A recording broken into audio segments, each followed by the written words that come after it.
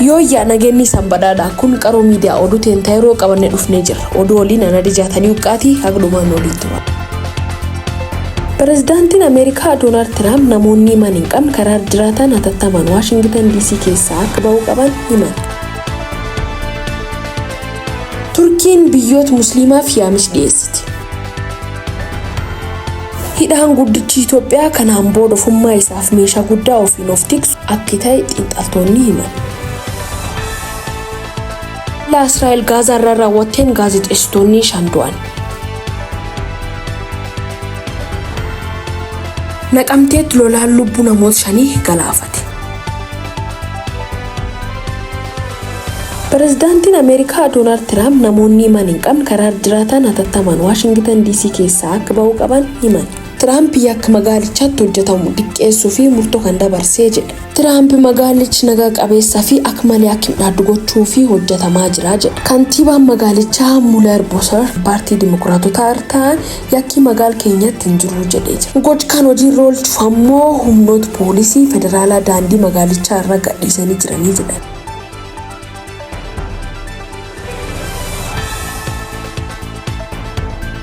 Biyyoonni musliimaa wal ta'uun karoora Israa'el Gaazaa to'achuuf qabdu dura dhaabbataniif Turkiin yaamicha dhiyeessiti. Ministeerri dhimma alaa Turkii Hakan Fidan Sanbata hagayya 9 biyyoonni musliimaa wal ta'uun karoora Israa'el Gaazaa irratti baaste kan mormii fi waamicha gochuu isaanii maddi oduu Reuters gabaase. Hakan Fidan waamicha kan dhiyeesse marii Kaayirootti godhamaa ture irratti yoo ta'u biyyoonni lamaanuu karoora Israa'el Gaazaa dhuunfachuuf baaste mormuun alatti biyyoonni musliimaa kunneen isaan bira dhaabachuun karoora kan akka morman yaamicha dhiyeessiti. Israa'el tarsiimoo lafa babal'ifachuu kan ibsite karoorri ishiin baastu kun akka hojiirra oolleef tarkaanfii fudhatamuu akka qabuuf waamicha dhiyeessiti. Israa'el gamishiitiin Gaazaan karoorri ishii babal'ifachuuf osoo hin taane deebitee yaaddoo nagaa keessa akka hin seenne gochuufi jetti.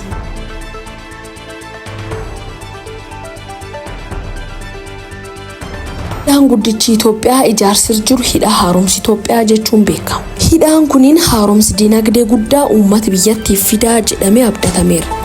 Guyyaa ijaarsi jalqabameas mormii guddaa keessa darbuun ammoo xumura irratti dhiyaateera. Dhulbaan dhufkan akka eebbifamu mootummaan Itoophiyaa beeksisee jira.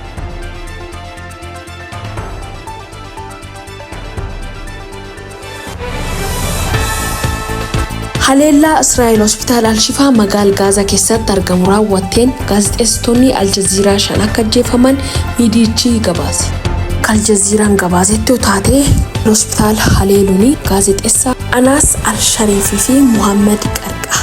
Eeyyii kaameeraa Ibrahim Zahir, Muhammad Nuufilii fi Mu'aamin Aliwaa bakka turtii gaazexeessitoonni ulaa hospitaalichaa jiru keessa jiran. Haleellaan gaazexeessitoota irratti raawwatamu kunini suukkanneessaa walabummaa miidiyaa irratti raawwatamedha jedhee ibse Al-Jazeeraan.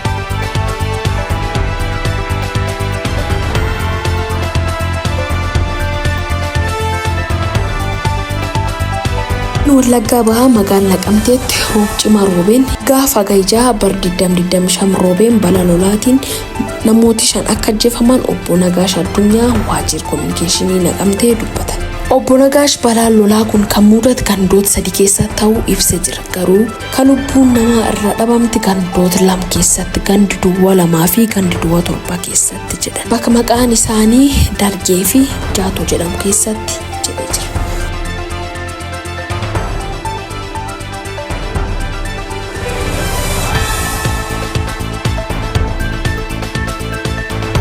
Oduun warraaf qaban kanuma nagaa Waaqa keessa.